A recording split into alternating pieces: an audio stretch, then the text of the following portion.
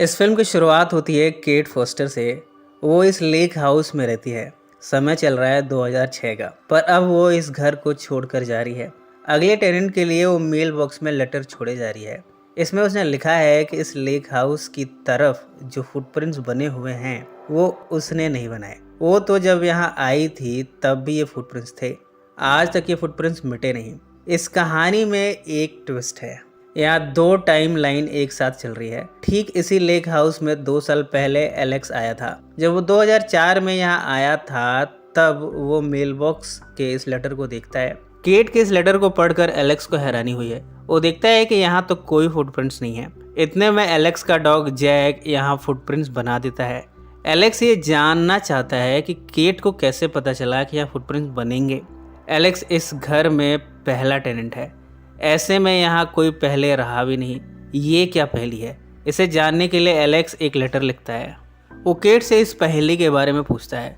इस फिल्म में दिखाया जाता है कि जगह सेम है पर टाइम अलग अलग है। एलेक्स 2004 में है जबकि केट 2006 में है। इन दोनों के पास डॉग भी सेम है, जैक, पर अलग अलग टाइम में। 2006 में केट वैलेंटाइन के मौके पर ट्रैफिक में एक एक्सीडेंट को होते हुए देखती है।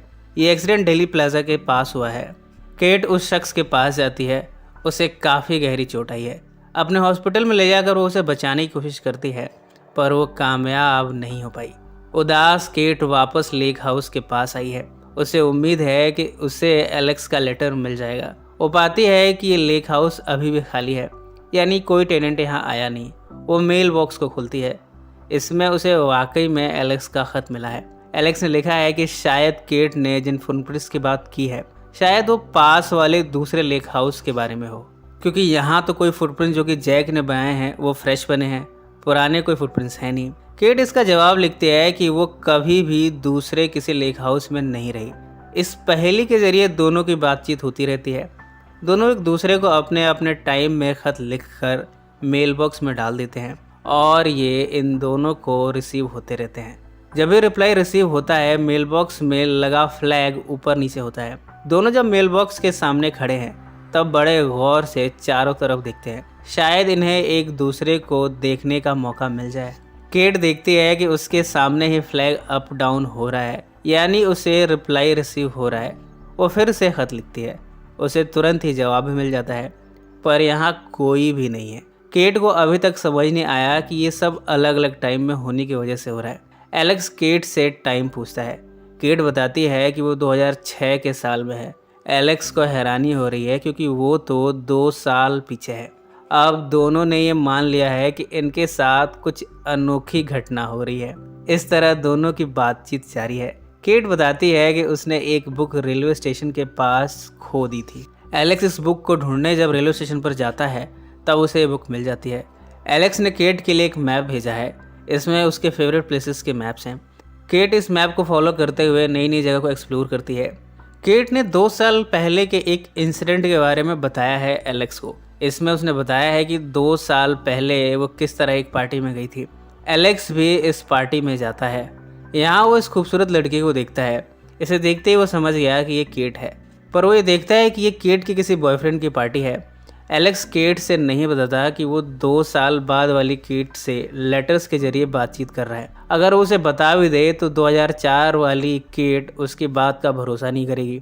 पर हाँ, एलेक्स ने केट को खत लिखकर पार्टी के बारे में बताया है।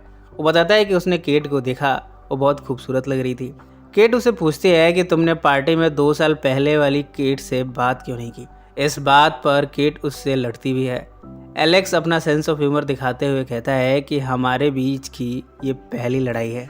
आज के बाद से हम और भी क्लोज आ गए हैं। इन दोनों में पिछले कई दिनों से बातचीत हो रही है।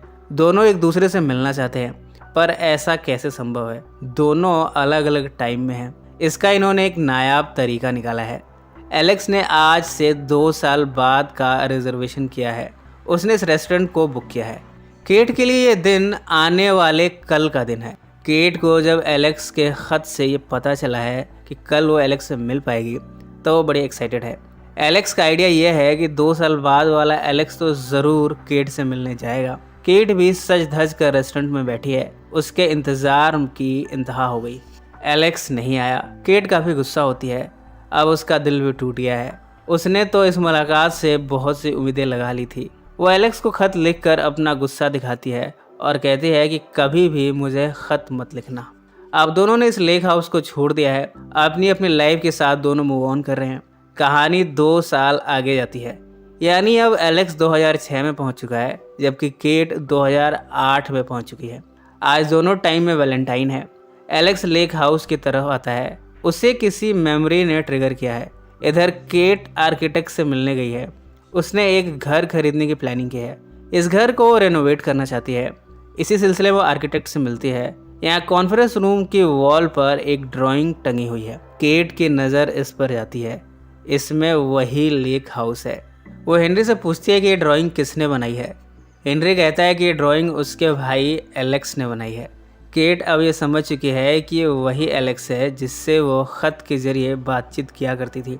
उसे यहाँ ये भी पता चला है कि 2 साल पहले वैलेंटाइन के दिन जिस शख्स का एक्सीडेंट हुआ था डेली प्लाजा के सामने, जिसे केट हॉस्पिटल लाई थी और जो बाद में मर गया था, वो और कोई नहीं बल्कि एलेक्स ही था। केट ये समझ पा रही है कि क्यों उस दिन एलेक्स रेस्टोरेंट में नहीं पहुंच पाया, क्योंकि एलेक्स तो उस समय तक मर चुका था। केट को रियलाइज़ हो रहा है कि उसने बेवजह पास के एलेक्स को गुस्सा दिखाया और उससे अपना रिश्ता तोड़ दिया। केट बड़ी तेज़ी से लेक हाउस की तरफ पहुंची है।